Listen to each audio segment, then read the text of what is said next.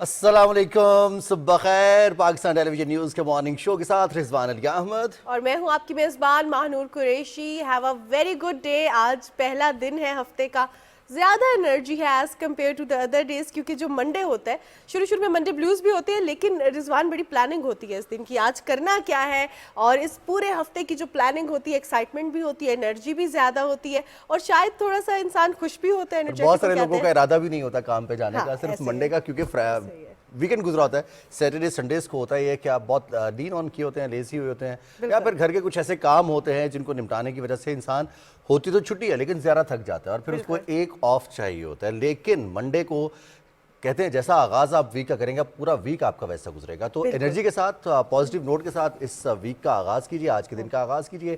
ہم آپ کے ساتھ ساتھ بہت ساری اچھی خبروں کے ساتھ، پاکستان کھیل کے میدان میں بہت شاندار خبریں آ رہی ہیں۔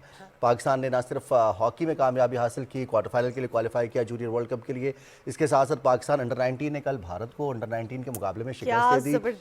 اسکواش میں نور زمان کامیابیاں حاصل کر رہے ہیں، اس کے ساتھ ساتھ پاکستان کے لیے ورلڈ ریکڈز بھی بن رہے ہیں۔ اگر ہم گنیز بک ورلڈ ریکڈ کو دیکھیں تو وہاں پر بھی پاکستان کے نوجوان، پاکستان کے بچے وطن کا نام روشن کر رہے ہیں۔ یہ ساری خبریں آج کے پروگرام میں شامل کریں گے، اور دیکھیں کیسے جب پازیٹیو نیوز آتی ہے مہنور تو بہت پازیٹیو انرجی بھی ملتی ہے۔ بالکل جناب، نہ صرف پازیٹیو نیوز کھیلوں کے میدان سے آ رہی ہے، بلکہ دیکھا جائے تو پاکستان کلائمیٹ چینج کے حوالے سے بھی بہت کام کر رہا ہے۔ انٹرنیشنل ڈیز جو ہے اس پہ پاکستان کی کیا کنٹریبیوشن ہے، پاکستان کی جو سول سوسائٹیز ہیں وہ کیا کر رہی ہیں، آرگنائزیشنز کیا کر رہی ہیں، یوتھ کیا کر رہی ہے، اور پھر ہم بات کریں گے خاص طور پر رضوان یوتھ کے حوالے سے، کیونکہ ہمارا جو پروگرام کا سیکنڈ آور ہوتا ہے وہ موسٹلی یوتھ کے حوالے سے ہوتا ہے، لیکن جو آج ہمارا فرسٹ آور ہے، جب ہم اسپورٹس مین اسپرٹ کی بات کرتے ہیں، اسپورٹس مین کے حوالے سے بات کرتے ہیں، اور جس طرح رضوان نے کہا چاہے ہاکی ہو، اسکواش ہو، چاہے کرکٹ ہو، اچھے سے اچھی خبریں آتی جا رہی ہیں، تو ویک کا آغاز اچھی خبروں سے کرتے ہیں، کیونکہ اچھی خبروں سے کریں گے تو سارا ویک ہی اچھا گزرے گا۔ سب سے پہلے آپ کو ڈیٹیلز بتا دیں کہ پاکستان انڈر 19 ٹیم نے بھارت کی انڈر 19 ٹیم کو کنونسنگلی شکست دی ہے گروپ میچ میں۔ 8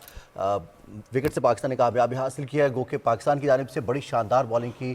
ذیشان نے بہت ہی ٹیلنٹڈ بالر ہیں، اور اس کے ساتھ ساتھ آپ کو بتائیں کہ پاکستان میں نیشنل T20 کا کل فائنل بھی کھیلا گیا، اور کراچی نے اس فائنل میں کامیابی حاصل کی۔ ایبٹ آباد کی ٹیم کل رنر اپ رہی۔ اسد شفیق کے کریئر کا اختتام ہوا، انہوں نے نہ صرف ڈومیسٹک سے بلکہ انٹرنیشنل کرکٹ سے بھی ریٹائرمنٹ کا اعلان کر دیا۔ اس کے ساتھ ساتھ ہم کچھ بات کریں گے جونیئر ہاکی ورلڈ کپ کی، جہاں پاکستان نے کوارٹر فائنلز کے لیے جگہ بنا لی ہے، اور اس سب پر بات کرنے کے لیے ہمارے ساتھ موجود ہیں عامر بلال صاحب ہمارے ساتھ پروگرام میں موجود ہے، ہمیشہ بڑے جو ہے اچھی گفتگو کرتے ہیں related to the future of sports in Pakistan, امید بھی دلاتے ہیں، کہاں کہاں پہ لوپ ہولز ہیں اس کے حوالے سے بھی بتاتے ہیں، ہمیں کیا کرنا چاہیے فیڈریشنز کے ساتھ، گورنمنٹس کے ساتھ، پالیسی میکرز کے ساتھ، عوام کو کیا کرنا چاہیے، اسپانسرز کہاں کہاں پہ ریکوائرڈ ہیں، اس کے حوالے سے بھی بات کرتے ہیں۔ وی آر سو گلیڈ کہ آج آپ پروگرام میں موجود ہیں۔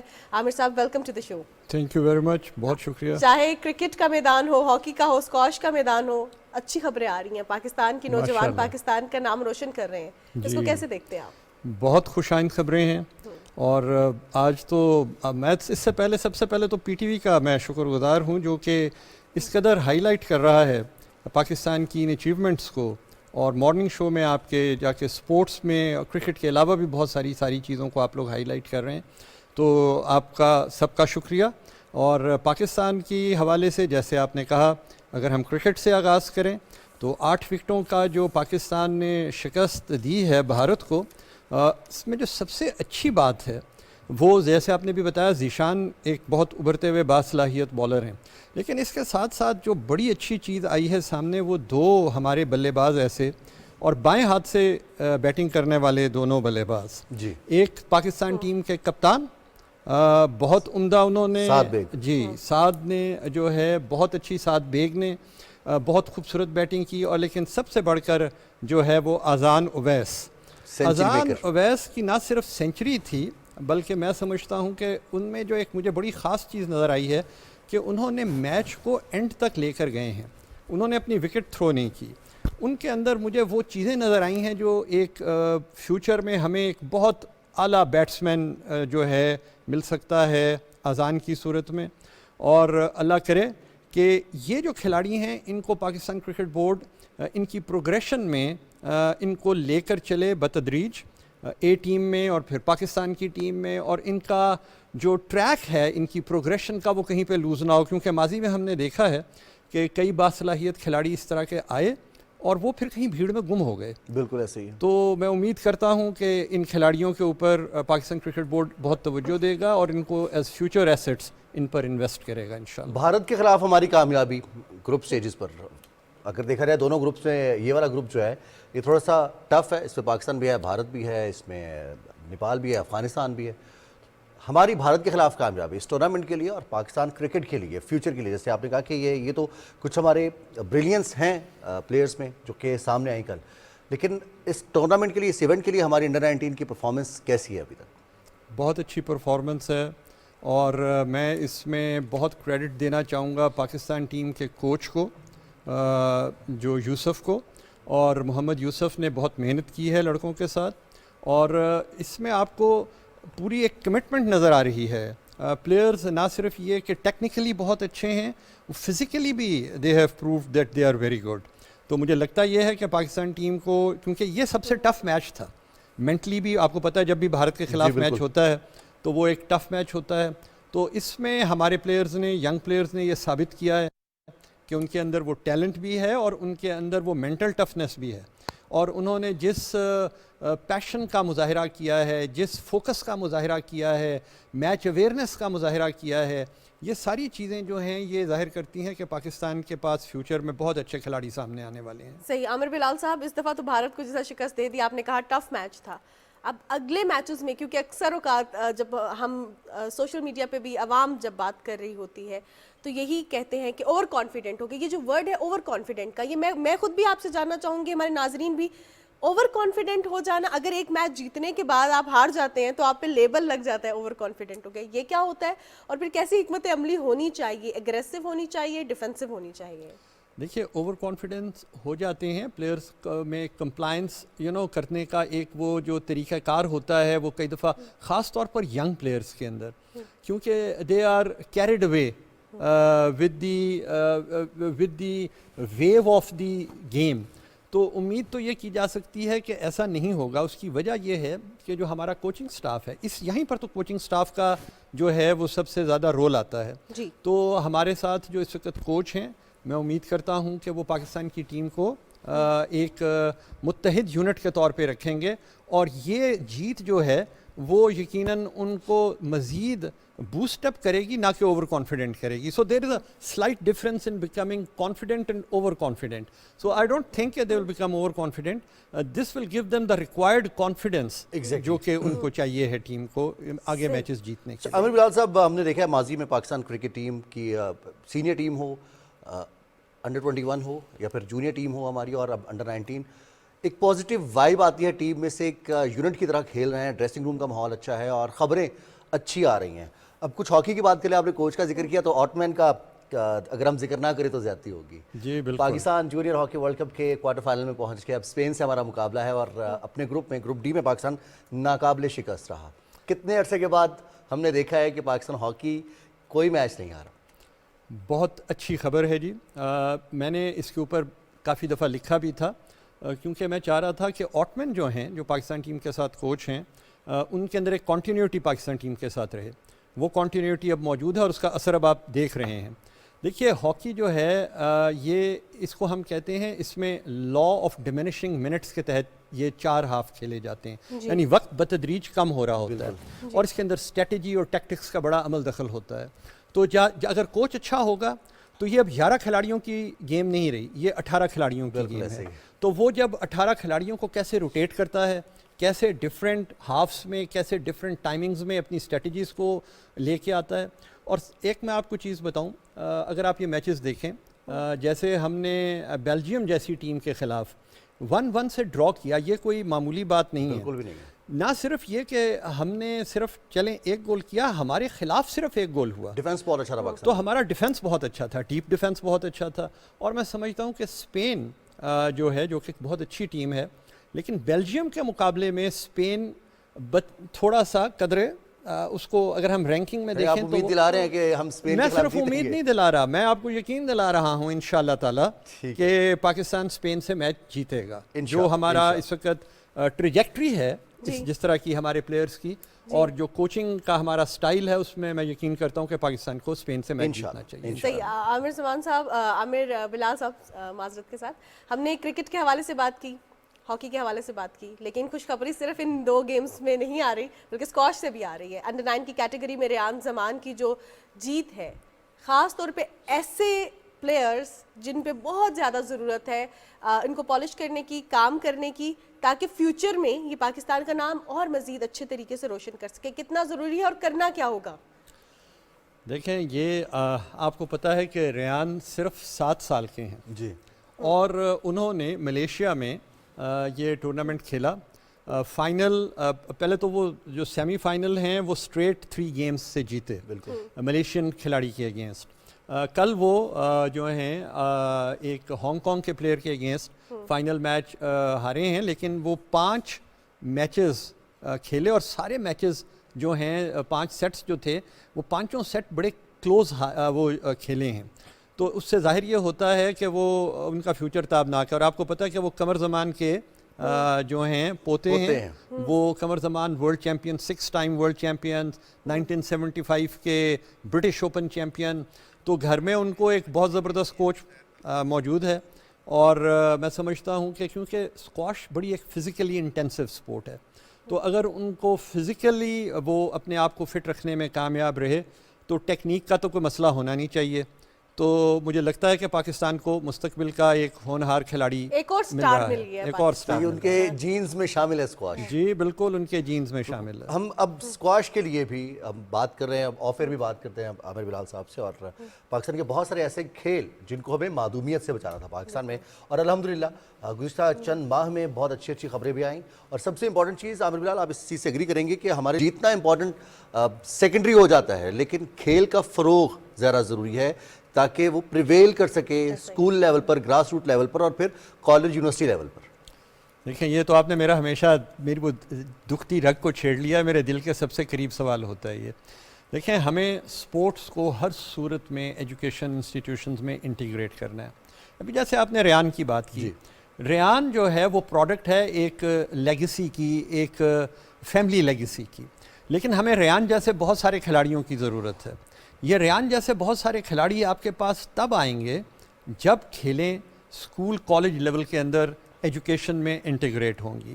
تو میں سمجھتا ہوں کہ جو ہمارے جب سلیبس بنتے ہیں, جب ہمارے ہاں تعلیمی پالیسیاں بنتی ہیں, تو اس کے اندر سپورٹس کو ایک سینٹرل اس میں اس کی اہمیت ہونی چاہیے ہے, نہ صرف کھیلنے کی حد تک بلکہ لائف سکل ڈیولپمنٹ جو ہے, کیونکہ ہمارا مقصد صرف اور صرف ورلڈ چیمپئنز پروڈیوس کرنا نہیں ہونا چاہیے, بلکہ نیشن بلڈنگ کے اندر سپورٹس کو استعمال کرنا ہونا چاہیے. اور وہ تب ہوگا جب ہم اس کی اہمیت کو سمجھیں گے اور اس کو ہم اپنے تعلیم کا ایک بنیادی جزو بنائیں گے. یہ بہت ضروری ہیلدی چیز ہوتی ہے. اگر ہم دیکھیں اولمپکس میں دیکھیں یا پھر ہم پیرالمپکس میں دیکھیں, ورلڈ چیمپئنس میں دیکھیں, تو ہمیں پاکستان کے دوست ممالک ہیں, خاص طور پر چین, کوئی ایسا گیم نہیں ہوتا, کوئی ایسا سیگمنٹ نہیں ہوتا جس میں ان کی ریپرزنٹیشن نہ ہو. اور سمٹائمز ایک ہی گیم میں ایک ہی سیگمنٹ ان کی 2-2 3-3 ریپرزنٹیشنز ہوتی ہیں, اور یہی عامر بلال صاحب بات کرتے ہیں کہ جو نیشن بلڈنگ ہے اس کے لیے بہت ضروری ہے. بالکل جناب, جس نے نیشن بلڈنگ کے حوالے سے بات کی, عامر بلال صاحب اب جب بھی اسپورٹس کے حوالے سے بات کرتے ہیں تو ایک چیز پہ آپ بڑے فوکس رہتے ہیں, فٹنس. اب کھلاڑیوں کی فٹنس, چاہے وہ کرکٹ کے کھلاڑی ہوں, چاہے وہ بیڈمنٹن ہو, چاہے وہ ہمارا اسکواش ہو, چاہے وہ ہاکی ہو, فٹنس کے لیے پاکستان کو کرنے کی کیا ضرورت ہے؟ ہر گیم میں کھلاڑیوں کی فٹنس پہ کتنا فوکس رہنا ہے ہمیں؟ دیکھیے, آج کل کی کھیل میں, چاہے وہ جیسے آپ نے کہا کوئی بھی کھیل ہو, جو بہت ساری چیزیں ہیں جو فرق ڈالتی ہیں. بالکل. بہت سارے لوگ سمجھتے ہیں کہ جی ٹیکنالوجی اور اس قسم کی چیزوں سے فرق پڑتا ہے. یقیناً فرق پڑتا ہے, لیکن سب سے زیادہ جو فرق پڑتا ہے وہ ہے آپ کی فٹنس. آپ کوئی بھی کھیل اٹھا کے, آپ کرکٹ دیکھ لیں, آپ اس کا دیکھیے کہ جو T20 کا جو کھیل ہو رہا ہے اس میں پلیئرز جو ہیں جس طرح سے وہ چھکے مارتے ہیں, اور ہمیں ابھی جو پیچھے پرابلم فیس ہم نے کی کہ ہم نے اپنے جو پاور پلے کے ایریا میں ہم سے 6 ہی نہیں لگ پا رہے تھے, کرٹیسائز کیا رہا تھا اس بات پہ, اور ہمارے پلیئرز خود یہ کہہ رہے تھے کہ جو ہمارے مقابل میں کھلاڑی ہیں, آپ ان کے مسلز دیکھیں, ان کی فزیکل سٹرینتھ دیکھیں, پروٹین خوراک بہت اچھی ایک ڈفرینس پڑتا ہے. یہی حال ہاکی کے اندر ہے. یہی حال اسکواش میں ہے. تو ہمیں سب سے پہلے تو جو ضرورت ہے وہ یہ ہے کہ جو ہمارے بچے ہیں اسکولوں کے اندر ان کو یہ بتایا جائے کہ فٹنس کتنی ضروری ہے, پیرنٹس کو پتہ ہو, اور جو اسکول کے اندر فزیکل فٹنس کے جو اساتذہ ہیں ان کے معیار کو بہتر کرنے کی بہت ضرورت ہے. اور اس کلاس کو جو ایک کلاس ہوتی ہے اس کا ٹائم ڈیوریشن ڈبل کرنا ہوگا, اور اس کے ساتھ ساتھ سجیشن ہے کہ ہم فزیکل ٹریننگ کی یا جو کلاسز ہوتی ہیں فزیکل ایجوکیشن کی کلاسز بہت زیادہ ضروری ہے, اضافہ ہونا چاہیے. بہت شکریہ عابر بلال صاحب, آپ اسٹوڈیوز میں ہمارے ساتھ رہے اور پاکستان کی نہ صرف کرکٹ ہاکی بلکہ اسکواش کے حوالے سے جو خبریں آئی ہیں اس پر آپ کی قیمتی رائے اور جو نقطہ نظر ہوتا ہے اس سے حوصلہ بھی بہت بڑھتا ہے اور جو ہماری امید ہے وہ بھی جاگتی ہے, اور ہمیں لگتا ہے کہ انشاءاللہ آنے والا وقت پاکستان کی سپورٹس کے لیے روشن ہے. بالکل جناب, سپورٹس کے حوالے سے بات کرتے ہیں. فٹنس کے حوالے سے اگر ہم بات کریں تو ہم انڈور گیمز جس طرح ہم نے پچھلے پروگرام میں بھی فیچر کیا, ہمارے ساتھ جو اسکریبل چیمپئن موجود تھے, تو پاکستان کے نوجوانوں کے ساتھ ساتھ پاکستان کے جو چھوٹے بچے ہیں وہ بھی پاکستان کا نام روشن کر رہے ہیں. اگر ہم ٹیکنالوجی کے حوالے سے بات کرتے کہ بچے آؤٹ ڈور گیمز نہیں کھیلتے, تو there are lot of ways کہ وہ ایسی چیزوں کے بارے میں بھی پریکٹس کر سکیں جو کہ ان کو ورلڈ چیمپئن بنا سکتے ہیں. ہم مزید گفتگو کریں گے پاکستان کے نوجوانوں کے حوالے سے, دنیا میں کیا ہو رہا ہے, کچھ بڑی دلچسپ باتیں بھی کریں گے, لیکن ایک بریک کے بعد.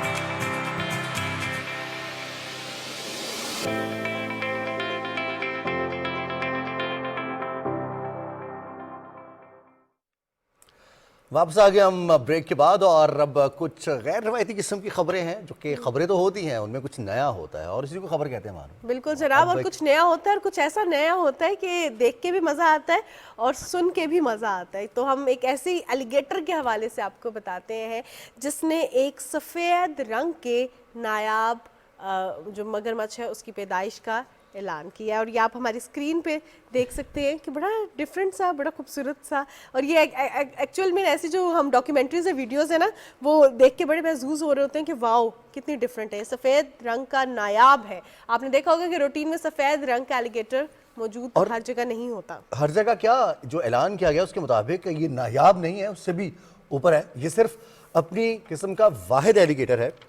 جو پارک کے حکام ہیں ان کا یہ کہنا ہے کہ صرف 7 الوسٹک مگرمچھ دنیا میں زندہ رہنے کے لیے جانے جاتے ہیں, اور ان میں سے 3 یہاں جو گیٹر لینڈ ہے اس میں رکھے گئے ہیں. تاہم سب کی جلد پر کچھ نہ کچھ دھبے ہیں, جبکہ یہ جو ہم آپ کو اسکرین پر دکھا رہے ہیں یہ مکمل सफ़ेद है और यही इसकी खूबसूरती भी है और इसको पूरी दुनिया में मुनफरद भी बना रहा है और शोहरत भी हासिल किया है इस एलिगेटर ने।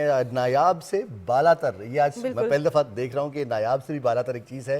एक तो दस्तयाब नहीं है, अवेलेबल नहीं है पूरी दुनिया में, लेकिन अगर है तो वो अपनी नौयत का और अपनी तरह का एक अकेला यही एलिगेटर। बिल्कुल। अच्छा रिजवान, ऐसे बहुत से जानवर हैं जिनकी नस्लें ख़त्म हो रही हैं और उनको प्रिजर्व करने के लिए, उनकी अफजाइश के लिए ऐसा समटाइम्स आर्टिफिशियल माहौल भी क्रिएट किया जा रहा है कि वो उनकी अच्छे से अफजाइश हो सके, उनको पूरा ख़त्म ना हो सकें। जैसे हमने देखा डायनासोर अब नहीं होते, तो इसी तरह कुछ ऐसी चीज़ें हैं जैसे कुछ वेल्स की इकसाम है वो भी अब ख़त्म हो रही हैं। तो हिप्पोस के हवाले से बात की जा रही है कि हिप्पोस का जो एक्सटेंशन है वो बहुत वर्ष पर आ चुका है, उसको रोकना है। उसके लिए बहुत सारे हम देखते हैं सेलिब्रिटीज़ हैं अराउंड द ग्लोब, वो एक्टिव है। अब कुछ बात करते हैं हम अपने निज़ाम शमसी की। सूरज के हवाले से तहकीकात जारी हैं, ज़मीन पर तहकीकात हो रही हैं, माहौलियात पर तहकीकात हो रही है।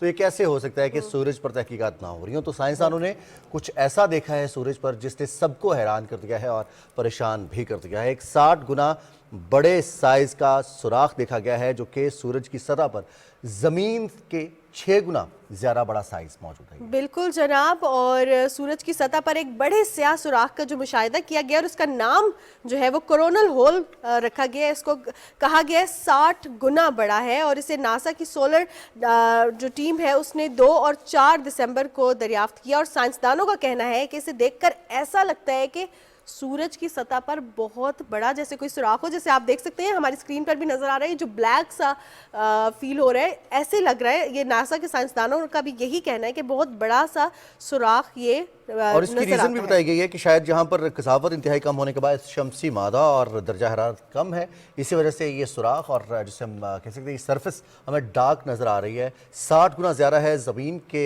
साइज़ से, हजम से। और यकीनी तौर पर अगर हम ज़मीन को 60 से ज़रब दें तो कितना बड़ा साइज़ बनेगा, और सूरज की हैयत इतनी बड़ी है, इतनी ज़्यादा है।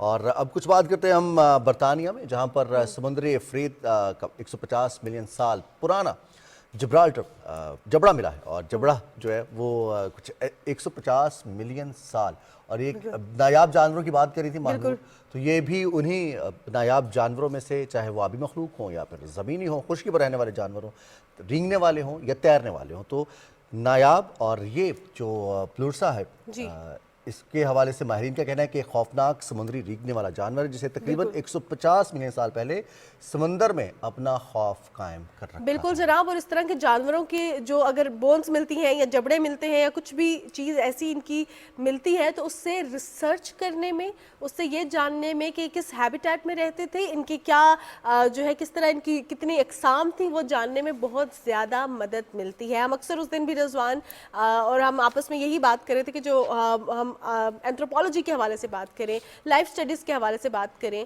हम अक्सर सुनते हैं कि किसी जगह से सिक्के निकले हैं, हम अक्सर सुनते हैं कि कोई पुरानी हड्डी निकली है, कोई खोपड़ी निकली है या कोई ऐसी चीज़ निकली है, कोई आइडल निकला है, आसार कदीमा। तो उससे जो है आपको पता लग जाता है कि वो सिविलाइजेशन कैसे थी। इसी तरह सिर्फ इंसानों की सिविलाइजेशन नहीं, जानवर किस तरह रहते थे, उनकी क्या अक़साम थी, उनकी क्या बीमारियां थी, उनकी क्या एज होती थी, ये उनकी जो DNA होता है उससे भी पता चल जाता है। लेकिन मानूर जानवरों की आवाज़ सुनकर पता चल जाता है कौन सा जानवर है, परिंदा है या फिर कोई बड़ा जानवर है।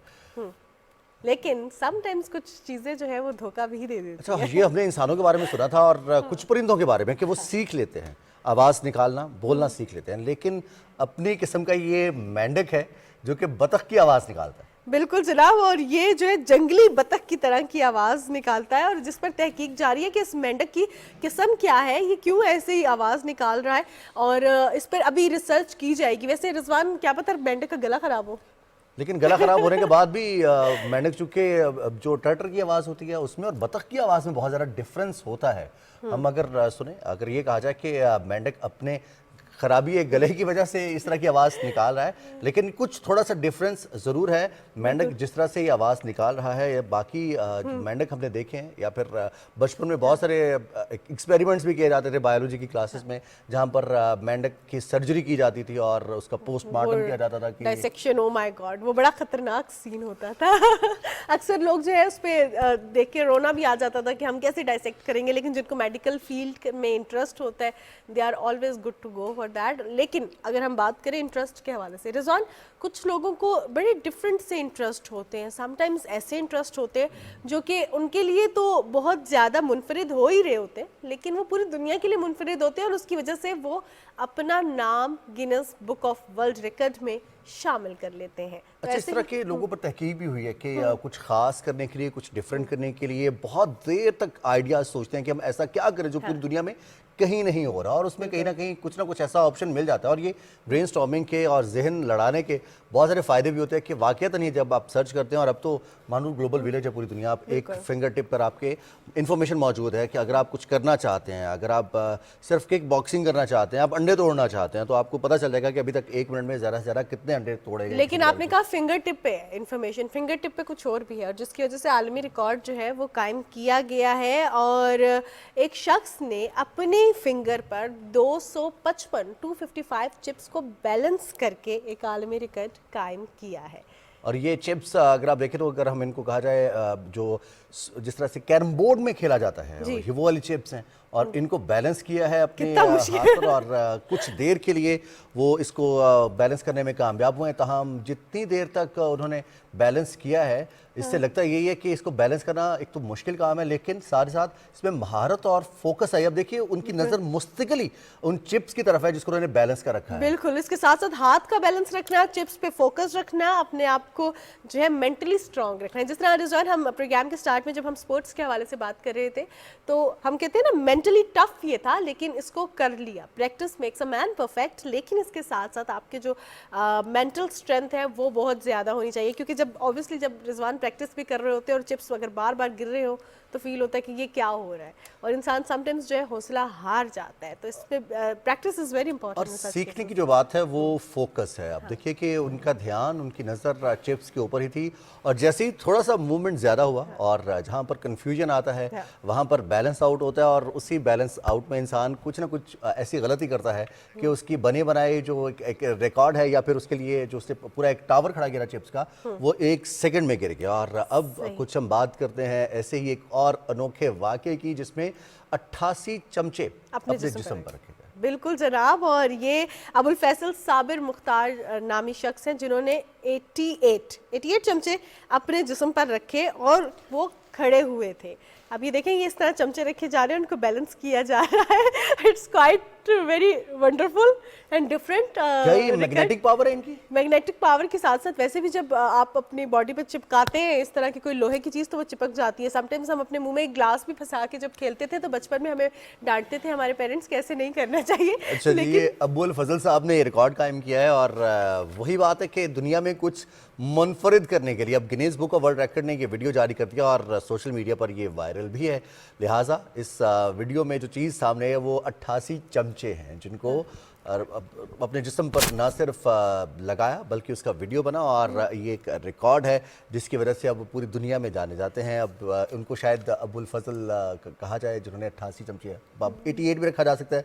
हम ईमेल एड्रेस भी अपने इस तरह से रखते रहे, जिस साल में पैदाइश हुई है तो हम अपने, अगर वो अवेलेबल नहीं है नेम या डोमेन के साथ, तो जो आईडी है उसमें हम लगा लेते थे 88 लगा लिया, 85 लगा लिया। वैसे रिजवान, आपने कोई ऐसी डिफरेंट सी हरकत की है कभी, जिस तरह ये चमचे लगाना या कुछ डिफरेंट करना?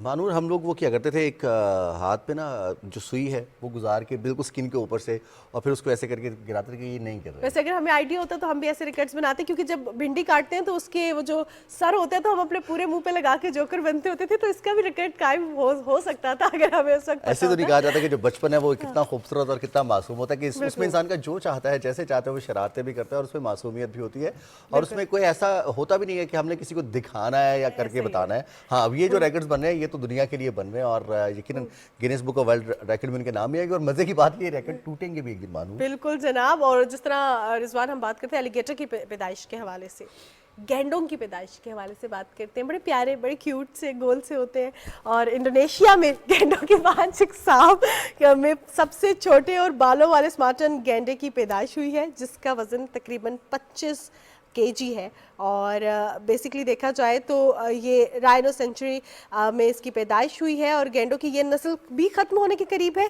और सिर्फ जो है 40 गैंडे अभी मौजूद हैं। स्क्रीन पर आप देख रहे हैं कितने प्यारे हैं। कुछ देर पहले ही हमने ये बात की थी कि जो राइनोस हैं उनके लिए हिपोज हैं, उनकी एक्सटेंशन जो है वो हो रही है, उनका सर्वाइवल दुनिया में जो हाथी से भी ज़रा वजनी और ख़तरनाक जानवर मौजूद है वो राइनोस हैं। और राइनोस जो हैं उनकी अब नस्ल ख़त्म हो रही है पूरी दुनिया में।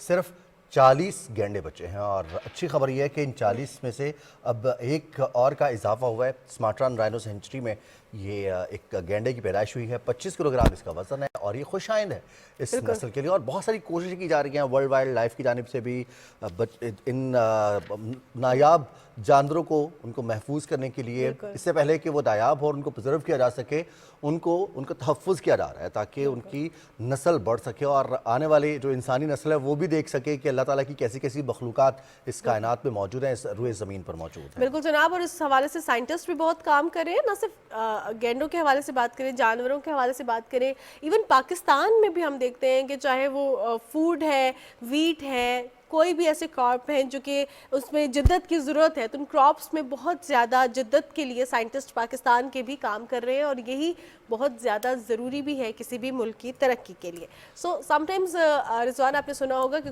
कुछ लोग ऐसे होते हैं जिनको छलांगे लगाने का बहुत शौक होता है और वो छलांगे लगा के भी कोई ऐसा डिफरेंट सा रिकॉर्ड कायम कर लेते हैं। ब्रायन ग्रिप ने 300 मीटर नीचे उतरते हुए ड्रोन वेक स्केटिंग और बेस जंपिंग को यकजा करने वाले दुनिया के पहले शख्स बन गए हैं। अब ये देखते हैं स्केटिंग और जंपिंग, इट्स क्वाइट डिफरेंट, लेकिन अब एक साथ जब ये दोनों चीज़ें हो रही हैं, आप हमारी स्क्रीन पर देख रहे हैं, देखते हुए बड़ा खतरनाक लग रहा है रिजवान ये। और इनके पास ड्रोन भी था जिसकी मदद से उन्होंने पूरी फुटेज भी रिकॉर्ड की है। इमारत, पुल हो या फिर पहाड़ी की चोटी हो, उससे ये छलांग लगाना, फिर इसके साथ साथ ज़मीन पर उतरने के लिए पैराशूट का इस्तेमाल करना।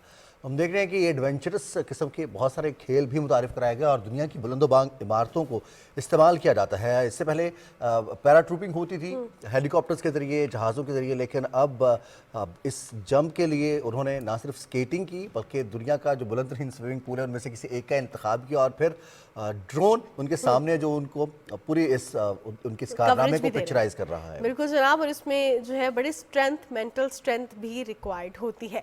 सो हम स्ट्रेंथ के हवाले से तो बात करें, एनर्जी भी और मेंटल स्ट्रेंथ भी, क्योंकि इतना पानी देख के अक्सर औकात लोग डर भी जाते हैं। उसको हम कहते हैं ना कि इतना पानी इर्द गिर्द हो तो हम सोच रहे होते हैं वर्स्ट केस सिनेरियो को, तो ऐसे में मेंटल स्ट्रेंथ भी, फिजिकल स्ट्रेंथ भी चाहिए होती है। तो अब रुख करते हैं पाकिस्तान का, और पाकिस्तान के हवाले से अगर हम बात करें तो हम तवानाई के हवाले से बात करते हैं, एनर्जी के हवाले से बात करते हैं और डिफरेंट अल्टरनेटिव एनर्जी के सोर्सेज के हवाले से भी बात की जाती है। पाकिस्तान ने हमेशा अपना स्टांस क्लियर रखा है। अभी COP28 में भी पाकिस्तान ने अपने स्टांस को क्लियर रखा। हम देखते हैं कि क्लाइमेट चेंज की वजह से जो हमारे इतनी चीज़ें अफेक्ट हो रही हैं, हम तवानाई के सेक्टर पे उस तरह से फोकस नहीं कर पा रहे, लेकिन अब with the passage of time China के साथ भी हमारे कुछ ऐसे प्रोजेक्ट स्टार्ट हो रहे हैं जो कि हमारी तवानाई की जो कमी है उसको ओवरकम करने में बहुत ज़्यादा मदद फराहम करेंगे। बहुत सारे वस्त एशियाई ममालिक हैं, उनके साथ पाकिस्तान तेल और गैस के मुख्तलिफ मुआहदे कर रहा है। फिर मशरिक़ वस्ता के बहुत सारे दोस्त ममालिक के साथ, बरादर ममालिक के साथ पाकिस्तान तेल और गैस के हुसूल के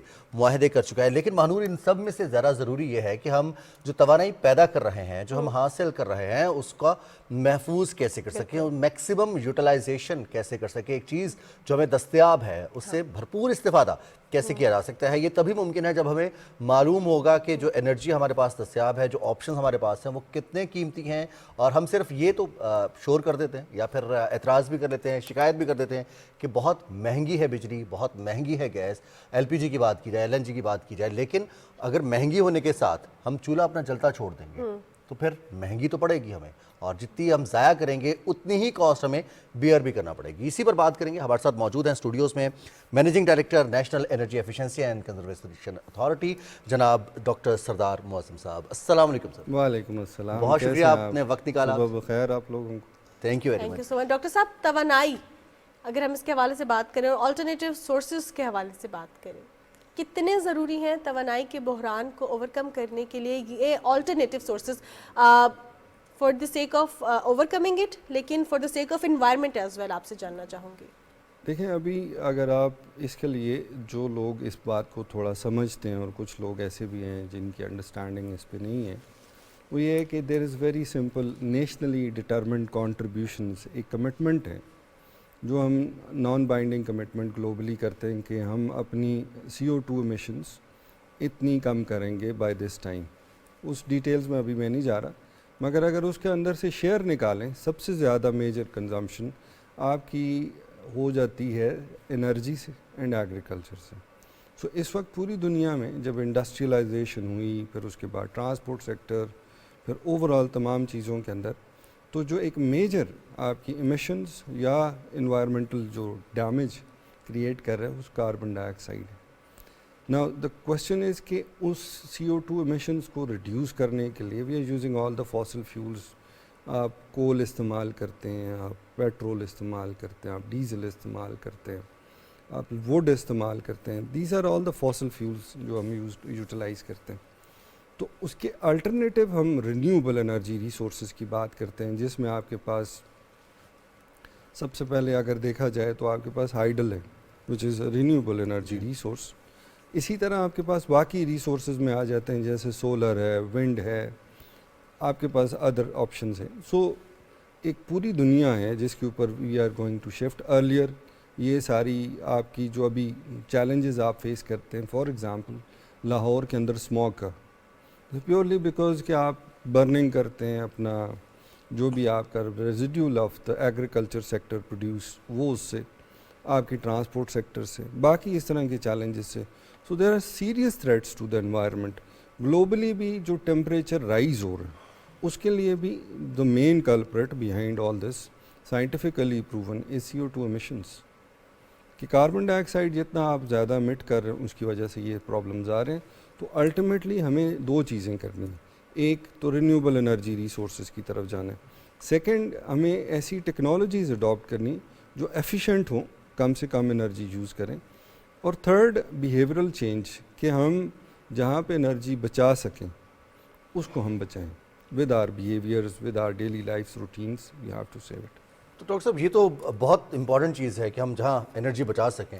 ہم دیکھیں گھروں میں صرف بزرگ ایک ہوتے ہیں جن کو یہ فکر ہوتی ہے کہ لائٹ جل رہی ہے اس کو بند کر دو, پنکھا چل رہا ہے اس کو بند کر دو, اگر گیراج کی لائٹ جل رہی ہے تو وہ بھی بند کر دو, تاکہ اب چونکہ ختم ہوگی, اس کی ضرورت نہیں ہے, ضرورت کے مطابق استعمال کرنا ہے انرجی کو.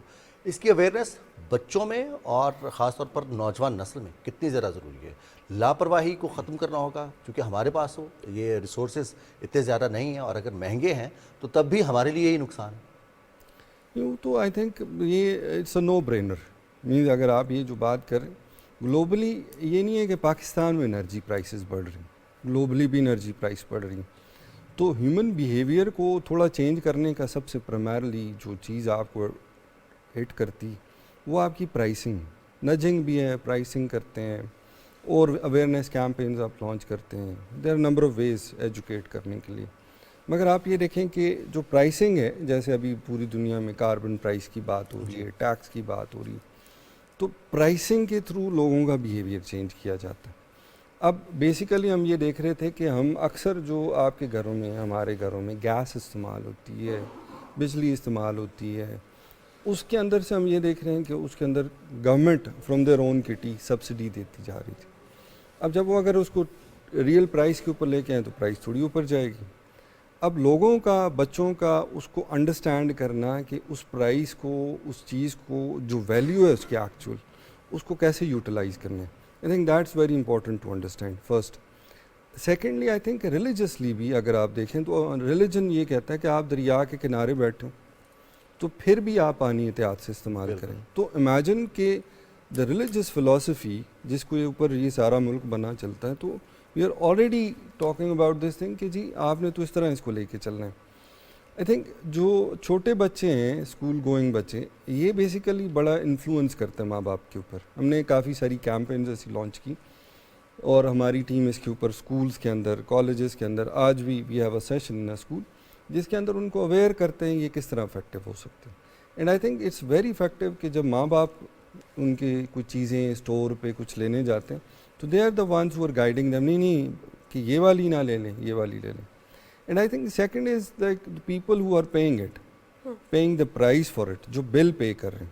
آئی think they are the ones who needs to understand کہ جی کیا ایسی ٹیکنالوجی اویلیبل ہے جس کے اوپر شفٹ کریں تو اس کی کاسٹ کم ہو سکتی ہے. And I think that is very important thing کہ پرائسنگ کا مطلب یہ نہیں ہے کہ ہم ہینڈی کیپ ہو جائیں یا جب کنٹری میں کوئی بھی پرائس بڑھتی تو اس کے ساتھ ہینڈی کیپ ہو جائیں. I think there are alternative availables. For example fans ہیں. آپ کے جو پرانے پنکھے آپ اپنے گھروں میں چلے جائیں, تمام لوگ آپ یہ دیکھ لیں, ابھی بھی آپ کے گھروں میں پرانے پنکھے لگے, وہ پرانا پنکھا 120 واٹ کا. ابھی جو نیا پنکھا آ گیا ہے اس کے اندر بہت ساری ایسی BLDC ٹیکنالوجی یا انورٹر جنہیں کہہ رہے ہیں, فینز اویلیبل ہیں جو 40 واٹ تک 50 واٹ تک ہیں. سو امیجن کریں کہ how much is the reduction. اب وہ کتنے گھنٹے چلاتے ہیں, and this can save you in 2 seasons the whole cost, and for rest of its life it's a saving. صحیح. So basically it's very important to spread awareness regarding such issues, کیونکہ ہم تو اکثر کہتے ہیں کہ 2 پنکھے چلتے ہیں, بل اتنا زیادہ آ گیا, پھر ہم یہ نہیں دیکھتے کہ جو بلب ہم استعمال کر رہے ہیں وہ انرجی سیورز ہیں یا نہیں ہے. یہ ایک بہت ایک ٹرینڈ چلا تھا اور لوگوں کو اویئر کیا گیا تھا کہ انرجی سیورز کتنے زیادہ ضروری ہیں. اسی طرح اویئرنیس کے لیے اگر بات کی جائے تو national energy efficiency and conservation کے جو اور اقدامات ہیں اس پر آپ کچھ روشنی ڈالنا چاہیں گے؟ آئی تھنک اس میں جو سب سے ضروری چیزیں کی گئیں وہ یہ تھا کہ ایک ادارہ اس کا ریوائول ضروری تھا جو کہ کیا گیا. اس کے ساتھ ساتھ جو ایک اہم چیز ہم یہ دیکھ رہے ہیں وہ یہ ہے کہ ایک نیشنل لیول کے اوپر ایک پالیسی بنی, ایکشن پلان بنا, اور ساتھ ہی ساتھ اس کی امپلیمنٹیشن سٹارٹ ہو گئی.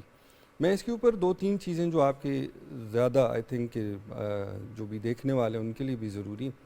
ایک سب سے پہلے یہ ہے کہ ابھی کنٹری وائڈ ایک لیبلنگ رجیم آنے والی جو کہ تقریباً we are in process to launch it, کہ اس کے ریگولیشنز کیبنٹ سے اپروو ہوئے ہیں.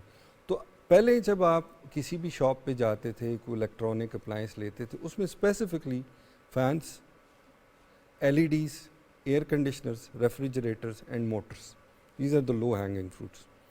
ان کے اوپر آپ کو ایک لیبل لگا ہوگا جو نیکا اپرووڈ لیبل ہوگا, اور وہ آپ کو یہ بتائے گا یہ 3 اسٹار ہے, 2 اسٹار ہے, 1 اسٹار ہے, 5 اسٹار ہے. زیادہ سٹارز کا مطلب ہوگا it's the most efficient appliance. اگر آپ اس کی کوئی آپ فرنٹ کاسٹ دے بھی رہے ہیں تو دیر از دس گارنٹی کہ جی یہ پراپرلی ٹیسٹ ہوا, اور کل کو اگر آپ کو کوئی کمپلینٹ آتی تو وہ اس کے پیچھے پورا میکنزم از اویلیبل جو گورنمنٹ نے اپروو کیا ہے کہ آپ کیسے پینلائز کریں گے, کیا پنشمنٹس ہیں, کیا آپ ان سے کاسٹ کریں گے. اس سے پہلے جب بھی آپ جاتے ہیں what is the indicator that you know this is the most efficient, maybe the salesman. But I think now we are bringing this whole کہ پوری دنیا میں یہ رواج ہے, تو ہم بھی آپ کے لیے ایک لیبلنگ رجیم لے کے آ رہے ہیں for the country, and I think this is very important forum کہ سب کو بتانے کے لیے کہ وہ اسٹارز ڈیفائن کریں گے کہ یہ اپلائنس کتنا ایفیشینٹ ہے. 1 آئی تھنک سیکنڈ جو ہم ایک اور چیز کرنے جا رہے ہیں جو کر دی ہے اور پروسیس میں ابھی شروع بھی کر دی, کہ جتنی بھی آپ کی بلڈنگز ہیں ان کا ایک انرجی کنزرویشن بلڈنگ کوڈ بنائے, اور اس کو ابھی ہم امپلیمنٹیشن پروسیس میں ہم یہ کہہ رہے ہیں جتنی نئی بلڈنگز ہیں جب آپ انہیں کنسٹرکٹ کریں تو آپ کو پتہ ہو کہ اس کا ڈیزائن کیسے رکھنا ہے, وہ کس طرح ڈیزائن کریں کہ اس کے اندر ہیٹنگ اور کولنگ جو کوئی آپ سمر اور ونٹر میں دونوں چاہیے, اس آپ کی زیادہ تر اس کے اندر سیو رہیں. اور اس کی وجہ سے آپ کے اگر تھرموسٹیٹ بیسڈ یا باقی ایئر کنڈیشنرز, باقی اپلائنسز چلتے ہیں, ہیٹرز چلاتے ہیں اگر, تو وہ سارے کیونکہ وہ اندر ہی رہے گی ہیٹنگ اور کولنگ, وہ ضائع نہیں ہوگی, تو آپ کے بلز اس سے بھی کم آئیں گے. یہ وہ میجر ابھی جو مینز ہم نے پک کیے ایریاز جن کے اوپر ہم آگے اس کو آگے لے کے چلیں گے, اور زیادہ I think we will forcefully work on it. اور تیسری آئی تھنک ایک امپورٹنٹ چیز ہے کہ وہ ہم یہ دیکھ رہے ہیں کہ جو پرانی بلڈنگز ہے ان کے اندر کس طرح ہم ریٹرو فٹنگس رہیں, انرجی آڈٹس کریں, اور اس سیونگ کو لوگوں کو پھر ایک میکنزم فائنینشیل میکنزمز کے تھرو ان کو ریوارڈ کیا جائے.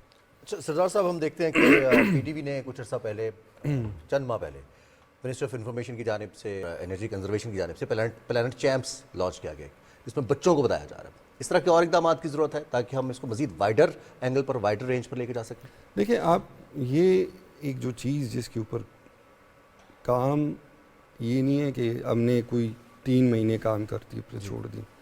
آئی think this will be forever. ہمیں نئی ٹیکنالوجی, نئی چیزوں کے ساتھ پلانٹ چیمپ آئیں گے, یا ہم نے کیپٹن نیکا اینڈ آل دس یہ بھی ایک لانچ کیا. These are all these things کے جو ان پروسیس ہیں, اور being authority I think we will keep doing all these work consistently کہ کیمپینز رکے نہ, अवेयरनेस चलती रहे, टेक्नोलॉजी अपग्रेड हो तो वो इनकॉर्पोरेट हो।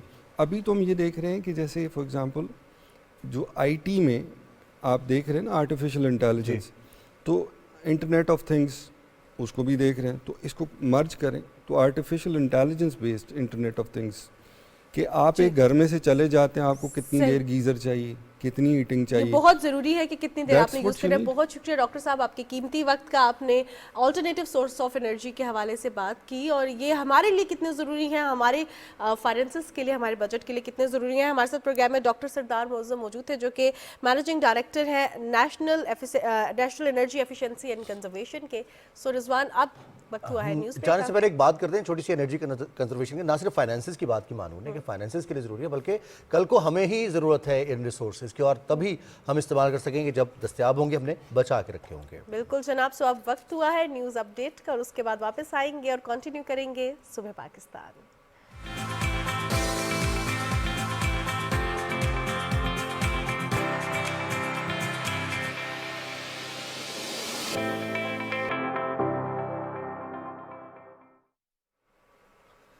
सुबह खैर, गुड मॉर्निंग। एक दफ़ा फिर सुबह पाकिस्तान में हम वापस आ गए हैं न्यूज़ ब्रेक के बाद, और आज के दिन के हवाले से बात करेंगे। इतनी इंटरेस्टिंग न्यूज़ हमने आपके साथ शेयर की है, दुनिया भर में क्या हो रहा है, लेकिन आज का दिन ख़ास क्यों है? आज 11 दिसंबर, और 11 दिसंबर को पूरी दुनिया में पहाड़ों का आलमी दिन मनाया जाता है। और इस दिन को मनाने का मकसद यही है कि पहाड़ों की अहमियत के हवाले से बड़े बड़े में नज़र तो आते हैं, लेकिन इनकी अहमियत है। कुरान पाक में भी इनका जिक्र है कि इनको इस ज़मीन के बैलेंस के लिए, इसको कायम रखने के लिए तख्लीक किया गया है, और इसके बाद आज इनका दिन मनाया जा रहा है। इस मौके पर का मौजू है माहौलियाती तहफ़्फ़ुज़, पहाड़ी माहौलियाती निज़ाम की बहाली इस साल का थीम है। कितना ज़रूरी है माहौलियाती निज़ाम में पहाड़ों के सिलसिले का तहफ़्फ़ुज़ करना, और ख़ास तौर पे ये हमारे इकोसिस्टम में किस तरह जो है फ़ायदेमंद साबित होता है। हम अक्सर औक़ात देखते हैं कि हम कभी बाहर जाते हैं, लिटरिंग करते हैं, हम दरख्त भी काटते हैं। जो हमारे पहाड़ हैं वो वैसे अब नहीं रहे। पहले हम सुनते थे जब कहीं घूमने फिरने जाते थे अपने बड़ों से कि ये तो इतने ऊंचे बुलंद बाला पहाड़ होते थे, आजकल तो इतनी ज़्यादा यहाँ पे कंस्ट्रक्शन भी हो गई है। यहाँ पर हमने बहुत ज़्यादा दरख्त बचपन में देखे थे जो कि अब नहीं है। कितना हम अफेक्ट कर रहे हैं इन पहाड़ों को, और उसके नतीजे में हम खुद कितना अफेक्ट हो रहे हैं। कितने ज़रूरी हैं पहाड़ हमारे इकोसिस्टम के लिए, हमारे लिए। इस पर हसन फारूक ने एक रिपोर्ट तैयार की है, तो आइए पहले वो देखते हैं।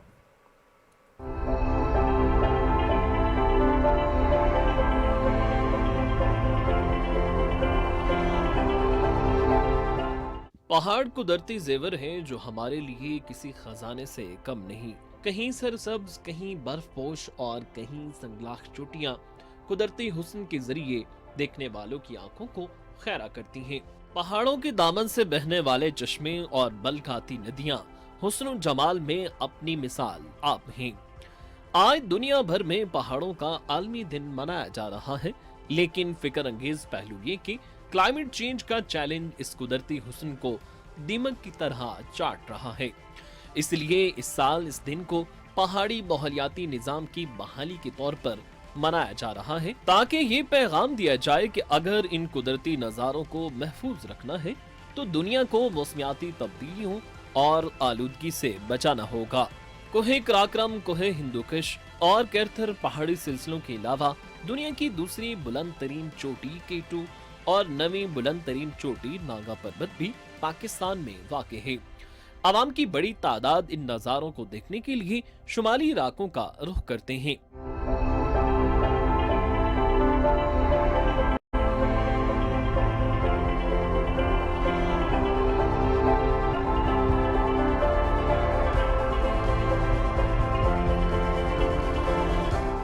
रिपोर्ट के मुताबिक दुनिया भर में 1 अरब के करीब अफराद पहाड़ों में आबाद हैं, जबकि जंगल, जंगली हयात और नेशनल पार्क्स का 56% हिस्सा भी इन पहाड़ों में ही वाक़ है।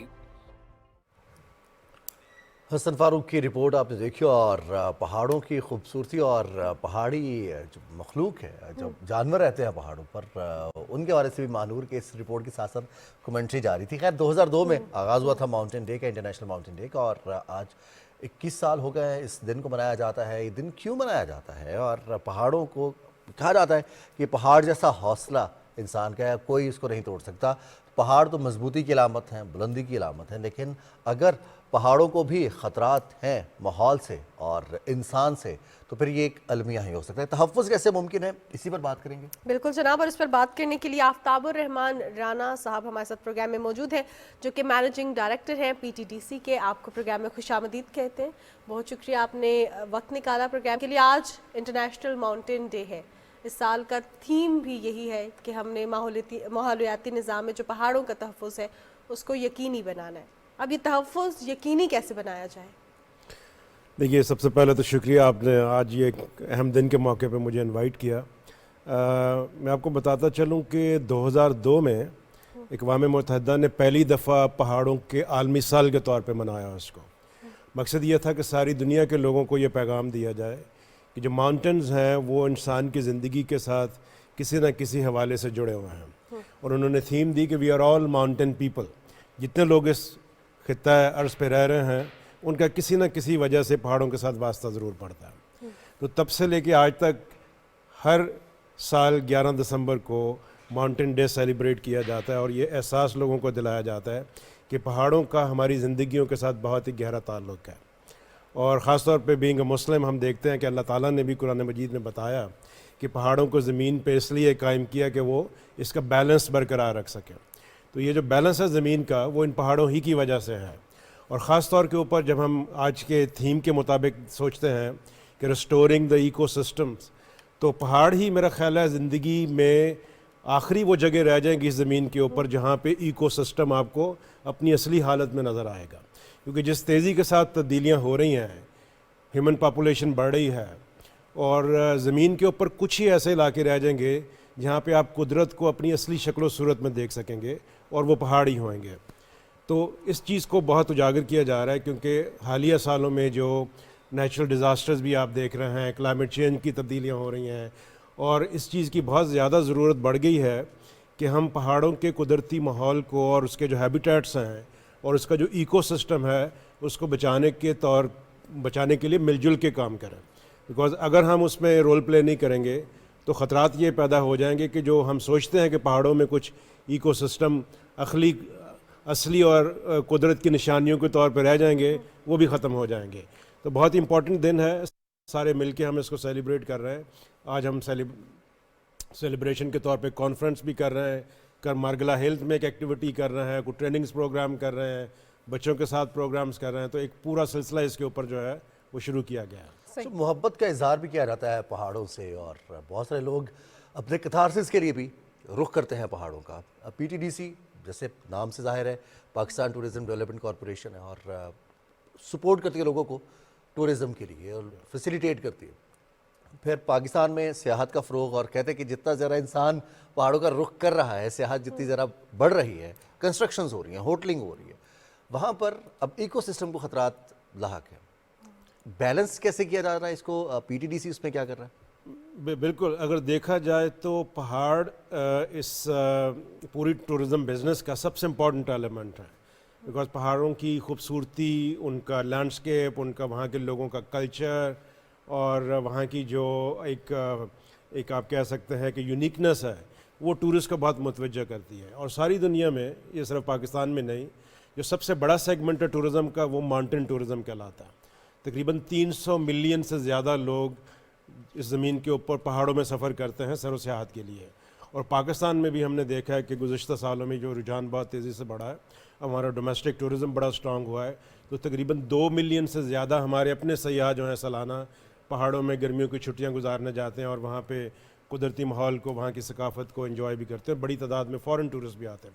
اس سارے عمل سے ایک بہت بڑی اکنامک ایکٹیویٹی جنریٹ ہوتی ہے، جو ان دور دراز علاقوں میں جہاں پہ اور کاروبار کے یا ملازمت کے مواقع نہیں ہیں، لوگوں کے لیے روزگار فراہم کرتی ہے۔ اور خاص طور کے اوپر ایسے علاقوں میں جہاں پہ بالکل ہی رسائی نہیں ہے لوگوں کی، جیسے ہائی ماؤنٹین ایریاز آپ کہہ سکتے ہیں، چھوٹے چھوٹے ولیجز ہیں وہاں پہ بھی۔ تو ایک بہت بڑی اکنامک ایکٹیویٹی ہمارے شمال کے پہاڑوں میں ٹورزم کی وجہ سے ہوتی ہے۔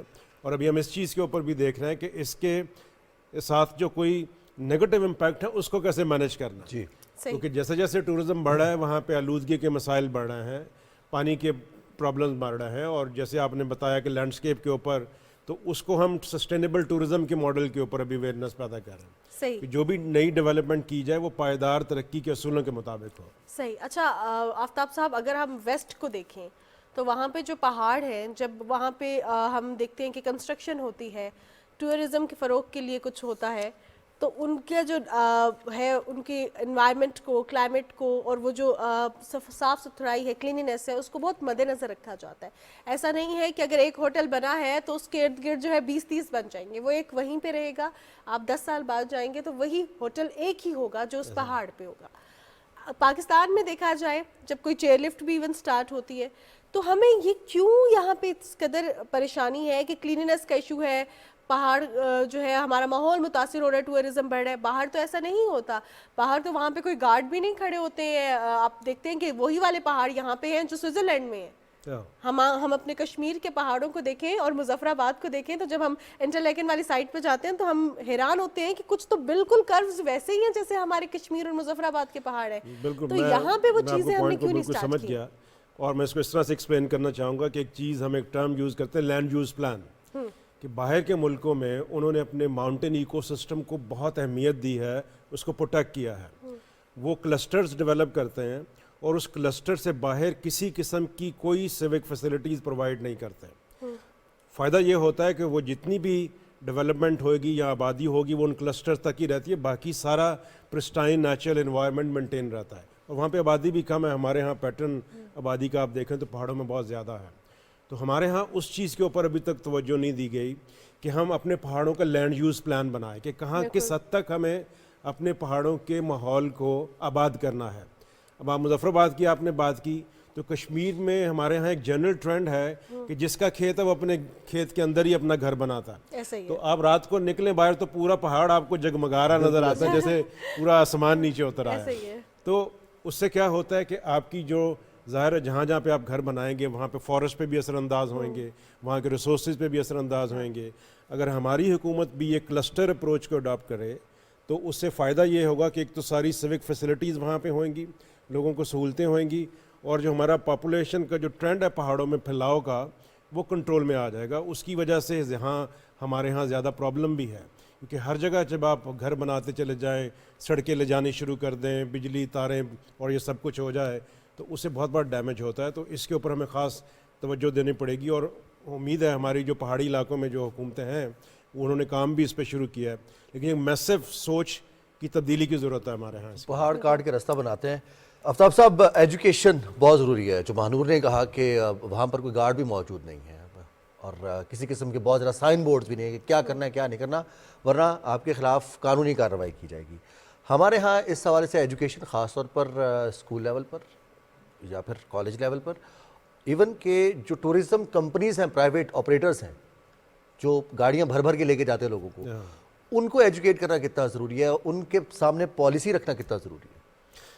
देखिए, अभी जो टाइम आ गया है उसमें हमें ज़्यादा फोकस करना पड़ेगा रिस्पॉन्सिबल टूरिज़म के ऊपर, कि सिर्फ ये नहीं कि हम सियाहत को इस तरह से बढ़ाते चले जाएं कि हमें ज़्यादा से ज़्यादा मुनाफा कमाना है, बल्कि ये देखना है कि एक ज़िम्मेदाराना सियाहत को कैसे फ़रोग़ देना है। हमारे जो सयाह भी जाएँ इन इलाकों में वो इन टूरिस्ट स्पॉट्स के ऊपर गंदगी ना फैलाएँ, वो दरख्तों को बिला रोक टोक वहाँ पे कटाई ना करें, और वो जो वहाँ के होटल्स हैं, वहाँ जो सर्विसेज प्रोवाइड करने वाले, वो भी इस चीज़ का लिहाज करें कि वो जो गर्मी के मौसम में अपने होटलों में गर्म पानी दे रहे हैं, खाना पीना पका रहे हैं, वो जंगलात की लकड़ी पे ना करें। तो बहुत सारे अवामल हैं जिसके ऊपर हमें अभी काम शुरू भी किया। एक तो उन्हें भी एक अवेयरनेस कैंपेन अभी शुरू किया, ख़ास तौर पे माउंटेन टूरिज़म को रिस्पॉन्सिबल टूरिज़म की तरफ कन्वर्ट करने के लिए किताबचे भी बनाए हैं, उस पर कुछ वीडियोज़ भी हमने डेवलप किए हैं। लेकिन एक इम्पॉर्टेंट चीज़ यह है कि हमें अपने स्कूल में बच्चों को ये चीज़ सिखानी चाहिए, ताकि जब वो बड़े हों तो वो रिस्पॉन्सिबल टूरिज़म बने, कि किस तरह से उन्होंने जब सियाहती मकामात पे जाना है तो किन किन चीज़ों का लिहाज रखना है। मैंने अपने तौर के ऊपर जब ये माउंटेन ईयर शुरू हुआ था 2002 में, तो एक national children mountain conservation meet का प्रोग्राम शुरू किया। अच्छा। हर साल 120 बच्चे पाकिस्तान के मुख्तलिफ़ इलाकों से इकट्ठे होकर 10 दिन पहाड़ों में जाते हैं और माउंटेन कंजर्वेशन पे काम करते हैं, और ये सिलसिला तब से लेके आज तक चल रहा है। तो हज़ारों बच्चे इसमें से जो गुजरे हैं वो अभी हमारे चेंज एजेंट बन गए हैं, वो आगे लोगों को सिखाते हैं। تو اس چیز کو آپ نے بہت اچھی بات کی کہ ہمیں صرف بچوں کو پڑھانے کی حد تک نہیں بلکہ پریکٹیکل سکھانے کی ضرورت ہے. جتنا ایکسپوئر ہم دیں گے اتنا ہمارے بچے زیادہ اچھا سیکھیں گے اور کل کو وہ ایک ذمہ دار سیاح بھی بنیں گے اور ذمہ دار شہری بھی بنیں گے. صحیح. آفتاب صاحب آپ سے جاننا چاہوں گی, ہم سیاحت کے حوالے سے بات کرتے ہیں, ہیلتھ ٹورزم. پہاڑوں پہ بہت سی ایسی ہربز ہوتی ہیں, ایسی چیزیں ہوتی ہیں جو کہ میڈیکل سائنس میں بہت کارآمد ثابت ہوتی ہیں. پاکستان میں بھی ایسی بہت سی ہربز موجود ہیں. ہیلتھ ٹورزم کے فروغ کے لیے کون کون سے اقدامات کرنے کی ضرورت ہے, کیونکہ یہ ایک ایسی ٹرم ہے جو کہ ہمیں اس کا اندازہ نہیں ہے کہ کتنی امپورٹنٹ ہے اور ہمارے پاس کتنے بڑے جو نیچرل ریسورسز موجود ہیں. اس کے لیے ہمیں کیا کرنا چاہیے اس کو کمرشلائز کرنے کے لیے؟ جی میں آپ کو بتاؤں, ہمارے ہاں جو پہاڑی ایکو سسٹمز ہیں اس میں بھی بڑی ڈائیورسٹی ہے. مثال کے طور پہ آپ ایک طرف دیوسائی نیشنل پارک کا ایکو سسٹم دیکھتے ہیں تو وہ دنیا کا موسٹ پرسٹائن ہائی الٹیچیوڈ ایک آپ کہہ رہے ہیں کہ سطح مرتفع ہے, اور وہاں پہ اتنی زیادہ وائلڈ جو میڈیسنل پلانٹس اور فلاورز اور ہربز اگتی ہیں آپ اندازہ نہیں کر سکتے. ایک ہم نے سروے ایک زمانے میں کیا تھا ایک سائنٹسٹ کے ساتھ مل کے, تو وہ 600 قسم کے سیمپلز وہاں سے اکٹھے کر کے لائے تھے. اسی طرح ہمارے پاس یہ آپ کے بالکل قریب یہاں پہ نتھیا گلی میں ایوبیا نیشنل پارک ہے جی, وہاں پہ بہت سارے میڈیسنل پلانٹس ہیں. آپ کے پاس سینٹرل کراکروم نیشنل پارک ہے جہاں پہ کیٹو اور یہ بڑے بڑے پہاڑ واقع ہیں. خنجراب نیشنل پارک ہے. آپ کے پاس چترال کی طرف چترال گول نیشنل پارک ہے.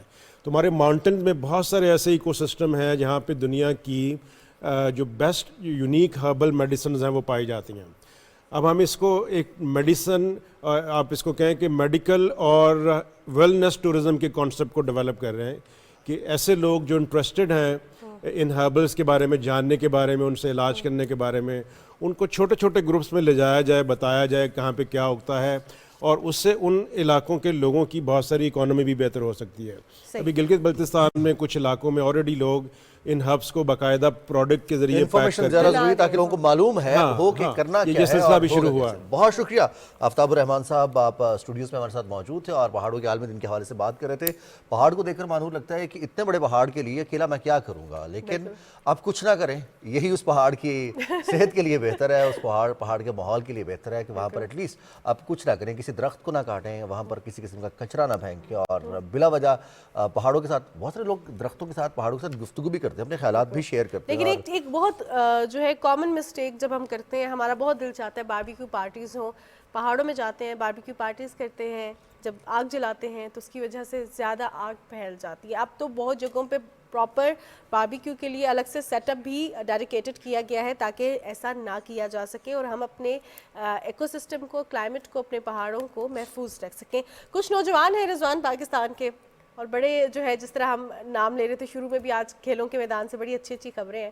تو ڈفرینٹ گیمز ہیں, کچھ آؤٹ ڈور گیمز ہیں, کچھ انڈور گیمز ہیں. پاکستان کے نوجوان چاہے وہ کسی بھی ایریا سے تعلق رکھتے ہیں, فار فلانگ ایریا سے تعلق رکھتے ہیں, پاکستان کا نام روشن کر رہے ہیں.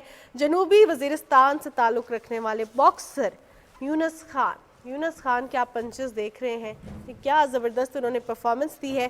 اور یونس خان نے جو 1 منٹ میں 224 پنچز کیے, جس بندے نے کیے تھے مصر کے, ان کا ریکارڈ توڑا ہے اور 265 پنچز کر کے ریکارڈ قائم کر لیا ہے. مارشل آرٹس کا یہ کھیل ہے, اور مارشل آرٹس ہم تو یہ سمجھ رہے صرف کراٹے سیکھ لیا آپ نے اور اس میں آپ کو وہ کراٹے کے ایکشن آ گئے, اپنا ڈیفنس آ گیا, تو یہ اب مارشل آرٹس ہے. لیکن مارشل آرٹس بہت وسیع فیلڈ ہے اور مارشل آرٹسٹ ہی یہ کر سکتا ہے.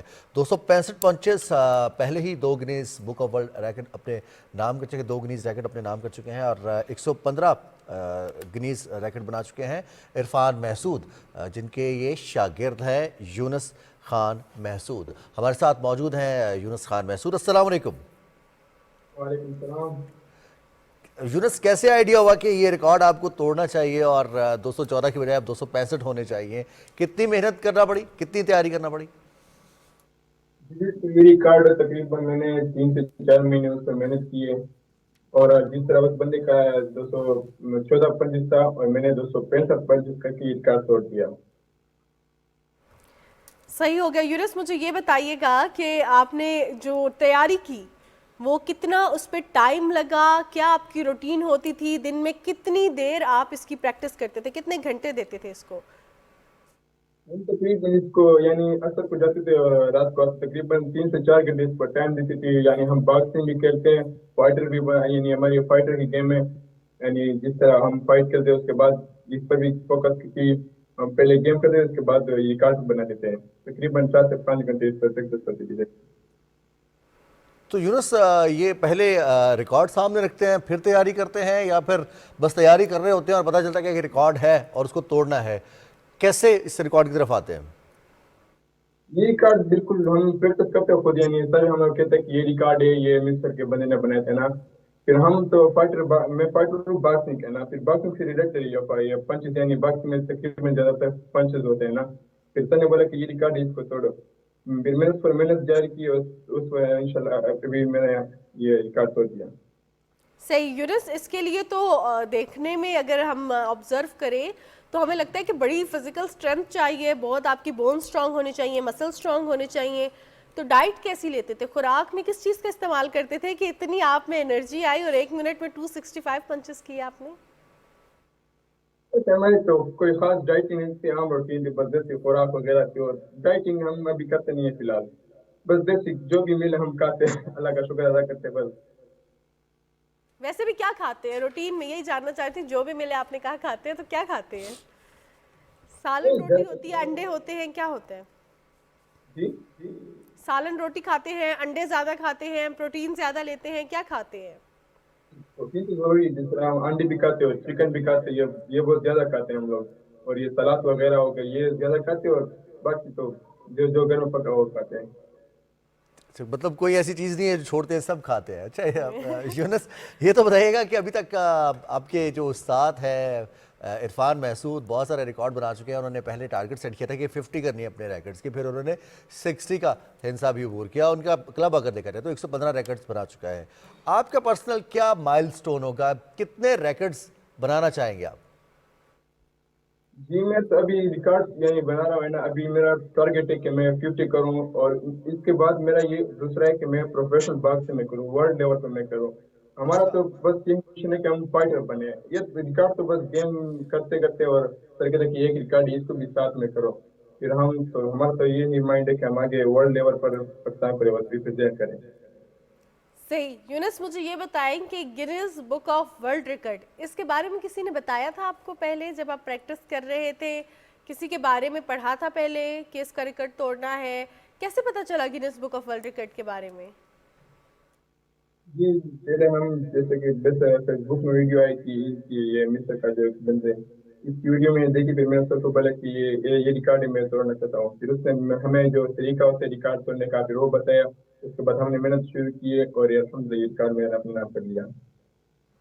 अच्छा, तो आपने कहा बॉक्सर भी हैं, तो बॉक्सिंग के हवाले से थोड़ा सा बताइए ना कि बॉक्सिंग में आप क्या कर रहे हैं और क्या टारगेट है? नेशनल बॉक्सिंग में कुछ इवेंट्स आपने खेले हैं, फिर इंटरनेशनल खेलने का प्लान है आपका? जी हाँ, बॉक्सिंग मैंने केपी लेवल पर यानी पाकिस्तान लेवल पर तकरीबन 8 से 9 फाइटें की है, और इसमें से 8 जीते और सिर्फ 1 हारा हूँ। और अभी मैं आगे मेरा प्लान है कि मैं प्रोफेशनल बॉक्सिंग में जाऊँ और पाकिस्तान को इंशाल्लाह वर्ल्ड लेवल पर रिप्रेजेंट करूँ, ताकि मैं पाकिस्तान का नाम रोशन करूँ अपने इलाके का। सही। यूनुस, इंटरनेशनल बॉक्सिंग के लिए क्या करेंगे? कोई एकेडमी ज्वाइन करेंगे? आपके जो उस्ताद हैं वही आपको ट्रेन करेंगे? किसी और शहर जाएंगे, या जहाँ पे आप रहते हैं वहाँ पे तमाम सहूलियात मौजूद हैं? अभी तो माशाल्लाह फिलहाल हमारे क्लब में हमारे उस्ताद हमें ट्रेनिंग कर रहे हैं। हमारे उस्ताद काफी अच्छे उस्ताद, तकरीबन बहुत अच्छे उस्ताद है। अभी दूसरे उस्ताद क्लब में जाओ वो आपको इतना तवज्जो नहीं देते हैं। हम अपने उस्ताद का बहुत एहतराम करते हैं, उसका शुक्रिया अदा करता हूँ मैं, उसने हमें इस मकाम पर पहुंचाया। और इंशाल्लाह मेरा यकीन है कि वो मुझे आगे इंशाल्लाह प्रोफेशनल बॉक्सिंग में पहुंचाएगा और मैं इंशाल्लाह पाकिस्तान का नाम भी रोशन करूंगा। तो यूनुस, बहुत सारे ऐसे शागिर्द हैं इरफान महसूद साहब के जो कि मुख्तलिफ़ कैटेगरीज़ में, मार्शल आर्ट्स के ही मुख्तलिफ़ कैटेगरीज़ में मेहनत कर रहे हैं। तो आपके साथ और कितने लोग हैं? आपके बहन भाई भी मार्शल आर्टिस्ट बन रहे हैं या फिर सिर्फ आप ही हैं? नहीं, घर में तो सिर्फ मैं हूँ मार्शल आर्टिस्ट, सिर्फ मैं। और वो बाकी बहन भाई हैं, लेकिन वो तो छोटे हैं भी, और 3 भाई बड़े वो सबक पढ़े स्टडी कर रहे हैं अभी। सही। यूनुस, इस फील्ड में आने के लिए, बॉक्सर बनने के लिए, आपको क्या लगता है कि जो पाकिस्तान के नौजवान हैं मिक्स मार्शल आर्ट के हवाले से अगर देखा जाए, ان کے لیے کیا کیا چیلنجز ہیں, مشکلات کیا پیش آتی ہیں سب سے زیادہ اگر آپ اس فیلڈ میں آنا چاہتے ہیں تو؟ اس میں تو کوئی مشکلات نہیں ہے. میں تو کہتا کہ ہر پاکستانی نوجوان جو ہے وہ اسپورٹ کو جوائن کرے, چاہے جو بھی اسپورٹ ہے, وہ اس کی باڈی کنڈیشن فٹ ہو جائے, فٹ رہے گی. اسپورٹ بہت اچھی گیم ہے, یعنی کہ میں آپ کو کیا بتاؤں. اچھی فیلڈ ہے, یونس نے کہا اتنی اچھی فیلڈ ہے کہ میں آپ کو کیا بتاؤں. اچھائیاں کیا ہیں؟ مینٹل ہیلتھ اچھی ہوتی ہے, فزیکلی آپ اسٹرانگ رہتے ہیں, یا کیا اس میں اچھائی, کیا چیز بہت زیادہ اچھی لگتی ہے اس فیلڈ کی؟ اس میں آپ کی باڈی فٹ رہتی ہے اور مینٹلی بھی آپ بالکل ریڈی ہوتے ہیں, یعنی فٹ ہوتے ہیں. ٹھیک ہے یونس, بہت شکریہ, اور ہماری طرف سے آپ کے لیے بہت ساری نیک تمنا ہے کہ آپ مزید ریکٹ بھی بنائیں, مزید ریکٹ توڑیں, اپنے ہی ریکارڈ کو بہتر کریں, اور نہ صرف مارشل آرٹس میں بلکہ باکسنگ میں بھی. اور ہم تو مانور یہی سمجھتے تھے کہ جو مارشل ہے وہ انسان کو سیلف ڈیفینس سکھاتا ہے, لیکن عرفان محسود صاحب سے یا جتنے بھی ہمارے مارشل آرٹسٹ ہیں ان سے جب بھی بات ہوتی ہے تو ان کا یہ کہنا ہے کہ مارشل آرٹس آپ کو ڈسپلن سکھاتا ہے, آپ کو وے آف لائف دیتا ہے. نہ صرف سیلف ڈیفینس ہوتا ہے بلکہ اس میں آپ کی اپروچ کیا ہوتی ہے, آپ نے معاملات کو یا مسائل کو ریزالو کیسے کرنا ہے, یہ بھی آپ کو مارشل آرٹ ہی سکھا رہا ہوتا ہے. اور ویسے بھی رضوان, جب ہم اسپورٹس مین کے حوالے سے بات کرتے ہیں تو اسپورٹس مین اسپرٹ, یہ چیز جو ہے کہ گر کے بھی اٹھنا ہے, آپ نے, آپ کا جو حریف ہے وہ جیتے گا تو اس کو دل سے کانگریچولیٹ کرنا ہے, کسی مجبوری میں نہیں, اس کی پرفارمنس کو اپریشیٹ کرنا ہے. یہ چیزیں ہمیں ریئل لائف میں بھی بہت زیادہ فائدہ مند ہمارے لیے ثابت ہوتی ہیں کہ جو چیز ہم بھی اچیو کرنا چاہ رہے ہیں وہ کسی اور نے کر لی تو اٹس اوکے, اس کی محنت تھی, اس کی اچھی جو ہے اس کی اسٹریٹجیز اچھی تھیں, and it's completely okay. So basically programme کے سلسلے کو ہم آگے بڑھائیں گے لیکن ایک بریک کے بعد.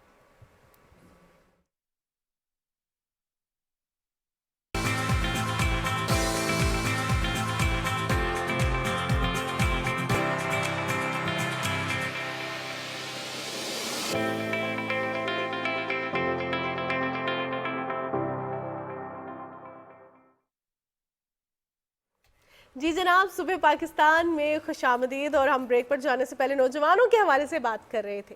رضوان, نوجوانوں کی بات کریں تو نوجوانوں کو جو آرٹ ہے, میوزک ہے, اس میں بڑا انٹرسٹ ہوتا ہے. آپ کسی کے ساتھ بیٹھ جائیں تھوڑی دیر گاڑی میں تو سب سے پہلے جو ہے میوزک سٹارٹ ہو جاتا ہے, یا اگر ہم ویسے ہی بیٹھے ہوں ایک دوسرے کے ساتھ چائے پہ بھی تو یہ بات ہو رہی ہوتی ہے گانا کون سے سن رہے ہو. تو ہمارا تو کلچر بھی ماشاءاللہ اتنا رچ ہے, اس میں آپ قوالی کی بات کر لیں, آپ اس میں غزل کی بات کر لیں, نظم کی بات کر لیں, فلمی گیتوں کی بات کر لیں, قومی گیتوں کی بات کر لیں, یا پھر بینڈ میوزک جو ہمارا ایک بہت ہی منفرد سٹائل بھی تھا, اور پاکستان کے بہت سارے بینڈ سے بہت سارا نام بھی روشن کیا پوری دنیا میں. اب جنون کی بات کریں, وائٹل سائنس کی بات کریں, آپ آواز کی بات کریں, یا پھر ای پی کی بات کر لیں, کال, مطلب لسٹ ہے پوری جس پر آپ ذکر کر سکتے ہیں. اب یہ انٹرٹینمنٹ انڈسٹری اتنی زیادہ, اس میں آپشنز موجود ہیں کہ اداکاری بھی آپ کر سکتے ہیں, آپ ماڈلنگ بھی کر سکتے ہیں, آپ سنگنگ بھی کر سکتے ہیں, آپ پلے بیک سنگنگ بھی کر سکتے ہیں, اور ایک کام کرتے ہوئے آپ بیک وقت 2 سے 3 کام اور بھی کر سکتے ہیں. بالکل جناب, اور ہمارے ساتھ ایسے ہی ایک گلوکار موجود ہیں جو کہ قوالی بھی کرتے ہیں, پاپ بھی ان کا جو ہے اس میں بھی انٹرسٹ ہے,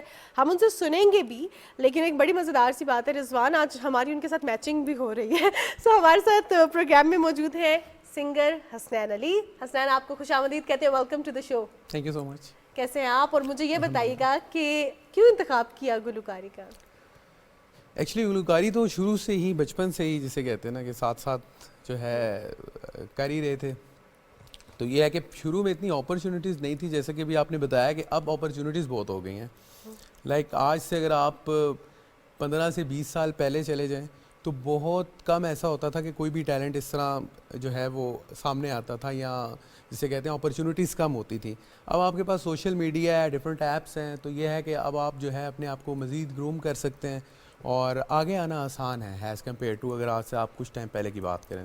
تو حسنین, گاتے کیا ہے آپ؟ کوئی خاص کیٹیگری ہے, خاص جانر ہے؟ خاص کیٹیگری ڈپینڈ کرتا ہے سچویشن کے اوپر, کیونکہ سنگر آرٹسٹ ہوتا ہے, اس کو جو سچویشن ہے اس کے اکارڈنگلی ہمیشہ چلنا پڑتا ہے. تو ان کیس اگر کوئی غزل وغیرہ کے معاملات ہوتے ہیں تو غزل چل جاتی ہے. اس کے علاوہ اگر کوئی کنسرٹ وغیرہ ہے تو اس میں بھی کوئی نہ کوئی انپٹ ہو جاتا ہے. تو یہ کوئی خاص جنڈر نہیں ہے, الحمدللہ جو جس طرح کی سچویشن ہوتی ہے اس کے اکارڈنگلی جو ہے وہ ایڈجسٹ ہو جاتا ہے. صحیح. اچھا, اگر منڈے کی سچویشن ہے, آج منڈے ہے, تو آج کیا آپ گنگنائیں گے؟ منڈے تو ویسے آفس ڈے ہوتا ہے, آفس ڈے, اور فرسٹ ڈے ہوتا ہے ویک کا آفٹر ویکینڈ, थोड़ा सा कुछ लोग डाउन होते हैं, कुछ लोग जो है बड़े खुश होते हैं, कुछ लोग हमारी तरह तैयार होकर बैठ जाते हैं, तो ऐसे लोगों को देख के आप क्या गुनगुनाना चाहेंगे? आजकल एक सॉन्ग बहुत वायरल हुआ है, तो ये है कि बहुत लोगों को, बल्कि ज़्यादातर आपकी जनरेशन जो है आजकल हर गाड़ी में हर जगह पर वही चल रहा होता है, तो 2-4 लाइंस उसके जो है मैं गुनगुनाऊंगा। पाकिस्तानी गीत है ना? पाकिस्तानी गीत है, डेफिनेटली, पाकिस्तान जिंदाबाद। चलें जी प्लीज। Ji please. नूरे जहाँ और नूरे मोहब्बत दोनों मिले तुझसे पिया, पागल या जोगी मुझको कहो तुम, हाँ मेरा इश्क सबसे जुदा, तेरी ही खातिर लूं 100 जन्म में, चाहे हो जो भी पिया, ना मैं हूँ आशिक ना मैं दीवाना, कह दो मुझे जो पिया, तेरा मेरा ये प्यार अमर, तू चाहे तो कदमों में सर रख दूं, ये जीवन क्या तू मांगे तो ये जान अमर कर दूं, तेरा मेरा ये प्यार अमर। जबरदस्त, क्या हसनैन, बात है, जबरदस्त। सीखा आपने किसी से? सच किसी के खास से सीखा नहीं, बस इसी तरह ही टीवी पे देख के बचपन में Self-taught। पापा गाते थे। जी बिल्कुल ऐसे ही है। तो ये आपकी जो आवाज़ है, अहमद जानजेब का जो एक गाना है, बड़े अच्छे से आपने निभाया और सुनने में कोई इतना डिफरेंस लग नहीं रहा था। आपका फेवरेट सिंगर कौन है? एक्चुअली मेरे फेवरेट सिंगर जो हैं अहमद जानजेब, इनको तो मैं बचपन से सुन रहा हूँ, मेरा सारा बचपन इनको सुनते तो हुए बड़े गुजरा है। मुश्किल सिंगर हैं ये तो। बहुत मुश्किल सिंगर हैं, लेकिन इनकी जो आवाज़ है वो एक जो है ना वो नेक्स्ट लेवल। और बहुत लिमिटेड काम किया है इन्होंने और बहुत ज़बरदस्त काम किया। ऐसे ही है, काम छोटा हो लेकिन काम ऐसा कि वो आपको जो है ना आपने कभी मुलाकात की है अहमद जानजेब से? क्योंकि वो तो बड़े इस मामले में स्ट्रिक्ट है कि अगर म्यूजिक करना है, गाना है, गॉड गिफ्टेड तो है, लेकिन इसमें फिर थोड़े सा आपको गाइडलाइन, टीचिंग्स अगर आपकी शामिल हों तो आप ज़रा अच्छा और बेहतर कर सकते हैं। बिल्कुल सही कह रहे हैं। वैसे मेरी ऐसे सच मुलाकात नहीं हुई, इसके अलावा बहुत सारे सिंगर से हुई है, शहजाद राय से हुई है और बहुत सारे, लेकिन अहमद भाई से अभी तक नहीं हुई। अच्छा, मुझे ये बताइएगा कि आपने कहा कि ऐसे टेलीविज़न पे सीख के सेल्फ टॉट, तो जब आप सुनते थे तो क्या वैसे ही प्रैक्टिस करते थे और कितनी देर तक प्रैक्टिस करते रहे कि ये जो सुर है ये फिर निकला गले से? देखिए सुर जो होता है ना, सुर नेचुरल होता है, आप किसी के गले में सुर नहीं डाल सकते। प्रैक्टिस से भी नहीं पॉलिश होता? प्रैक्टिस से भी वो लोग पॉलिश होते हैं जिनके अंदर नेचुरल कुछ ना कुछ इस चीज़ की एबिलिटी होती है। सही। लाइक अगर आप किसी बिल्कुल ऐसे बंदे को बोलेंगे कि वो तैयारी करे और लाइक वो कुछ ना कुछ कोशिश करके कर लेगा, लेकिन जिस तरह एक जो टैलेंटेड है या जिसके अंदर एक नेचुरल वॉइस टेक्सचर पाया जाता है, उसका कंपैरिजन आप कभी नहीं कर सकते। हार्ड वर्क ऑलवेज पे ऑफ। और yes you are right, but उसके अंदर ये भी है ना कि आपके अंदर कुछ ना कुछ एबिलिटी, कुछ ना कुछ आपके ना गॉड गिफ्टेड होना बहुत ज़रूरी तो है। अपना गाना को बनाया आपने अभी तक? Not yet but soon. अच्छा, कोई है पाइपलाइन में काम ऐसा? पाइपलाइन में शेयर बिल्कुल करेंगे है। हमारे नाज़रीन के साथ अपना कुछ ऐसा, कुछ वो अब तो टीजर है या वो क्या कहते हैं ना, अब ग्लिम्स आपका आ जाता है जो आपने आप काम कर रहे हो कमिंग तो। सून के साथ? कमिंग सून के साथ ये है कि जो पुराने गाने हैं ना उनको आजकल जो है कोशिश कर रहे हैं कि अपने अंदाज में थोड़ा सा ना करने की कोशिश करें। तो पुराना कौन सा? मेहदी हसन खान साहब, मैडम नूर जहाँ, या फिर उसके बाद अगर पॉप की बात की जाए, जहांगीर, अब आलमगीर और नाज़िया हसन, ज़ुहैब हसन? पॉप में शहजाद राय साहब। अच्छा। उनका एक गाना मैं बचपन में सुनता था तो बहुत जिसे कहते हैं कि फील अच्छा आता था, तो वो आजकल मैं कोशिश कर रहा हूँ, एक आध कॉन्सर्ट है उसमें भी मैंने गाया तो लोगों ने बड़ा अप्रिशिएट किया, तो मैं कोशिश कर रहा हूँ कि आजकल उसको थोड़ा सा बेहतर करूँ। अच्छा, कौन सा गाना हो?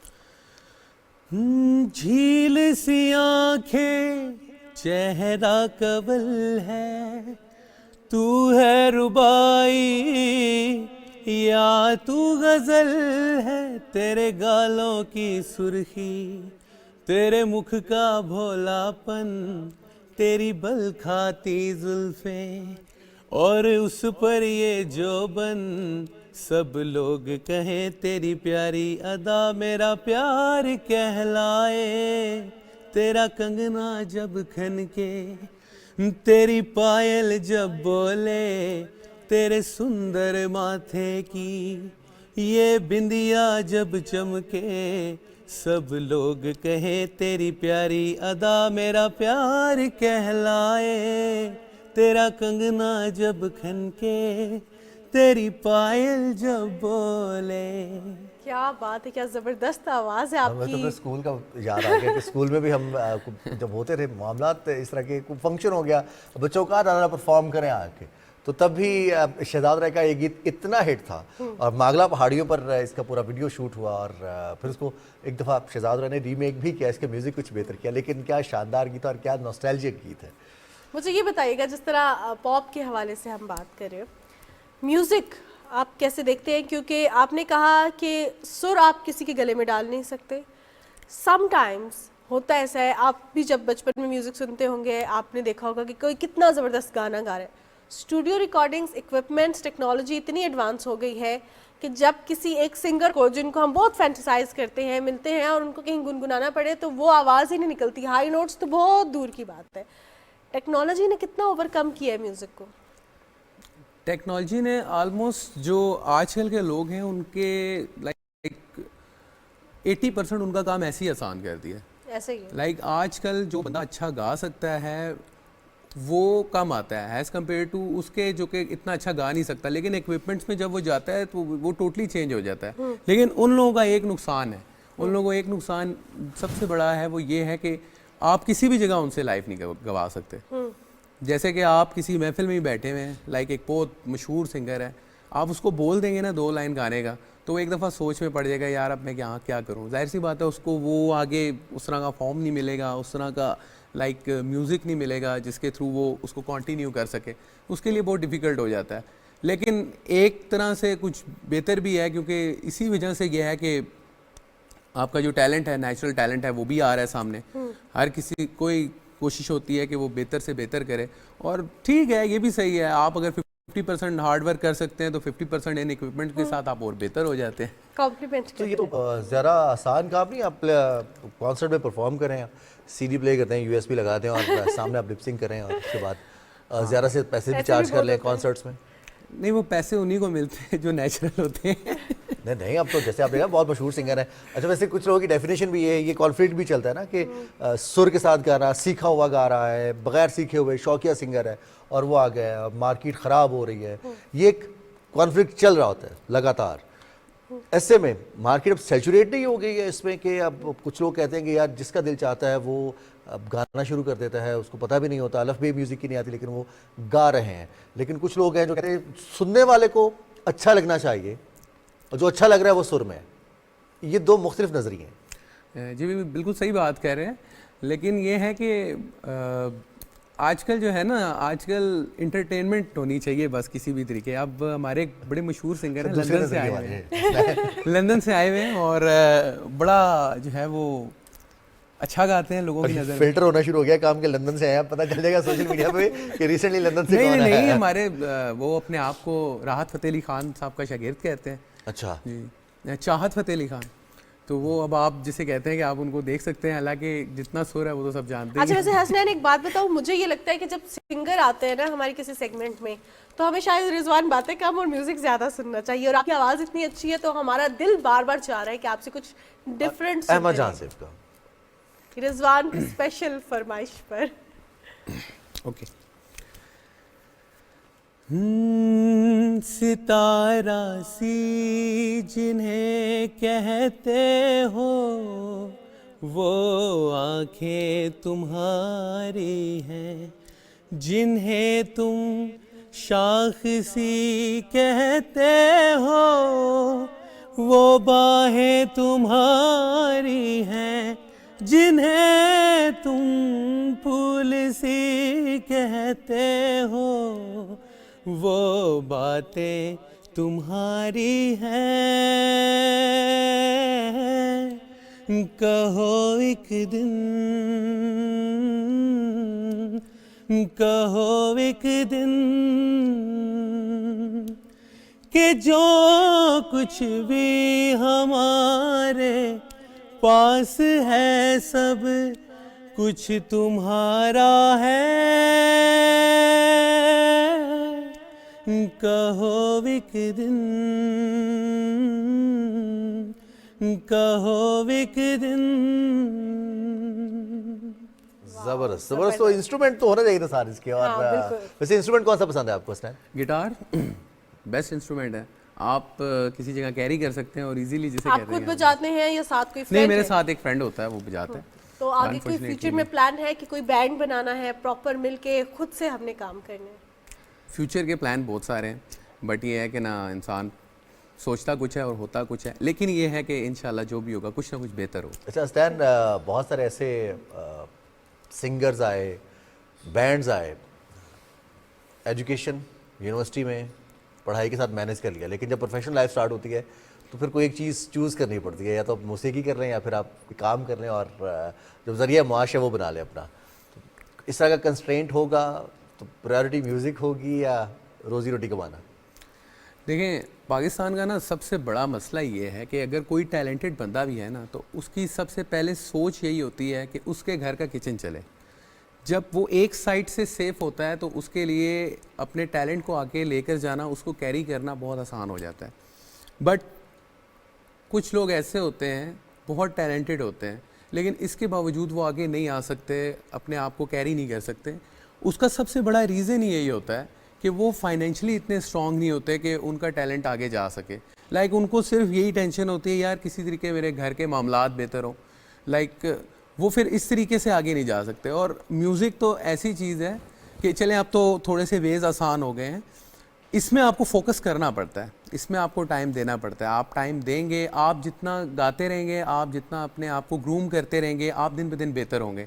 آپ ایک جگہ پر آگے سٹک ہو جائیں گے, اپنے آپ کو آگے لے کر نہیں جائیں گے, لائک بہتر اپنے آپ کو نہیں کریں گے, تو وہ جسے کہتے ہیں اس طرح چیزیں کیری نہیں ہوتی. تو Hasnain, being a struggling singer جو کہ اپنا ایک پاتھ وے تو چن چکا ہوتا ہے لیکن اپنا نام بنا رہا ہوتا ہے, اس کی کیا آپ نے دیکھا کہ اس کو کیا فائنینسز کے یا اس کی جو پہچان ہوتی ہے, یہ دونوں حاصل کرنے کے لیے کتنی اسٹرگل سے گزرنا پڑتا ہے؟